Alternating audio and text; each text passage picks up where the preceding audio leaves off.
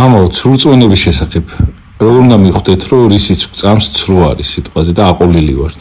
ცრურწმენები ბევრია ხალხში, მაგალითად შავი კატად ხედავენ, ზოგი არ გავა ის ცუდი არისო. ზოგს ნალი აქვს, სარში ესე იგი ნალის იმედი აქვს.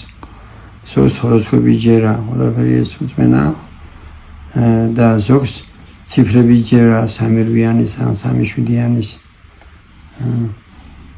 ან იმიტომ რომ იქ 5 საღარებაში და თქვენ მია 5 პური, აი 5 საქციელს მია. ესე იგი ეს არასწორია, მას ქვია ცრურწმენა. ჩვენი გადარჩენა არის ღმერთში და თუ ღმერთშია, მაშინ შეიძლება მოყავს აბაზაკის მაგალითი, რომ პირველი წავიდა სამოთხეში, რითი? ქრისტეს წმენით და სინანული კიდე არის სირცხული წოდებისა გამო. ეს არის თავი და რაც შეეხება ცრურწმენებს. აი რომიდიან სულს არ უსულდებათ ადამიანებს აი ტაძარში სიარულით. აი ზოგი აღსარება ზიარებით ცხოვრობს და მიდის ვკითხავთ და ნათებხილებს ეძახიან ახლა. როგორ შეიძლება ადამიანი ნათებხილებელი იყოს ერისკაცი? ის ვისაც ჩვენ წმინდანებს ვეძახით. აი მამა გაბრიელი მაგალითად. აი მამაჩის მას უსვენ ხადაგებას ხანდახან რა სიმკაცრეში იყო მამა გაბრიელი. როგორ მოღვაწეობდა და ეს ვისაც წმინდანებთან მჭვედელები ქვია. ისინი მოღვაწეობდნენ 10, 15, 20 წელი ხანმარტოებით კაცს მარხვაში და ეს ზოგი ერისკაცი გამოდის და ესე იგი იმასთან მიდიან და ეს რაღაცებს ეუბნება, რაღაცებს არიგებს, ან იმას ხსნის, რა ქვია, თორმე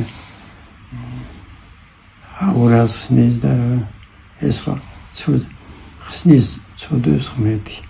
სულს წმინდავს მარტო ღმერთი და ეს სულის განწმენდა ხდება აღსარება ზიარების სინანულით და ყველა დანარჩენს ყველაფერს ჰოროსკოპია თუ სხვა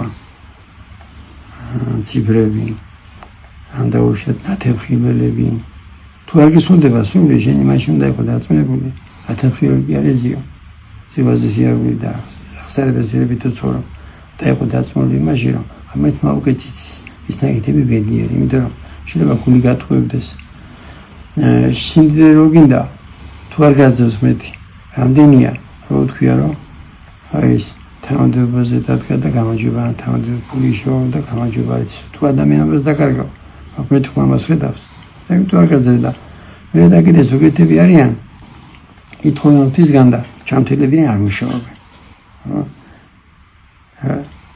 ესე იგი არასწორია ცოცხალი წვენა მოგცეს ღმერთმა მადლობა